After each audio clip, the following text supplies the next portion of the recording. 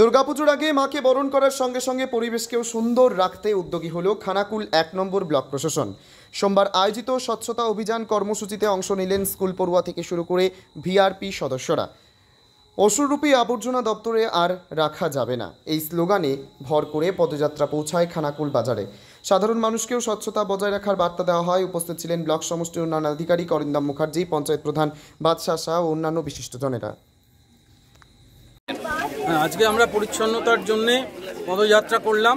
Block office থেকে শুরু করে বাজার এবং জনবহুল এলাকাগুলিতে আমরা আজকে স্কুলের ছোট ছোট ছাত্রছাত্রী, এলাকার আমাদের যারা সুধী মানুষজন আছেন তারা, আমাদের পঞ্চায়েতের প্রধান এবং সেই সঙ্গে আমাদের যারা সহকর্মী, অফিসে আমার যারা সহকর্মী এবং ভিআরপি ভিজিটি থেকে শুরু করে আমরা একটা পদযাত্রা করে মানুষের মধ্যে সচেতনতা বৃদ্ধির চেষ্টা করলাম।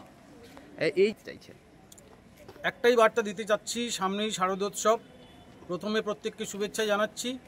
তারপরে যেটা বলার সেটা হচ্ছে শারদোৎসব থেকেই আমরা অঙ্গীকার করব যে আমরা যত্রতত্র ময়লা ফেলবো না, আমরা যেখানে সেখানে প্লাস্টিকের ব্যবহার যতটা সম্ভব কমিয়ে আনব এবং যেখানে সেখানে প্লাস্টিক জাত দ্রব্য ফেলবো না।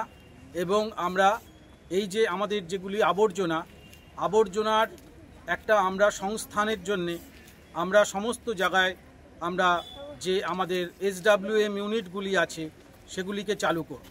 এটাই আজকে আমাদের অঙ্গীকার, এটাই আজকে আমার মা দুর্গার কাছে প্রার্থনা, এটাই আমার সকল খানাকুলবাসীর কাছেও প্রার্থনা।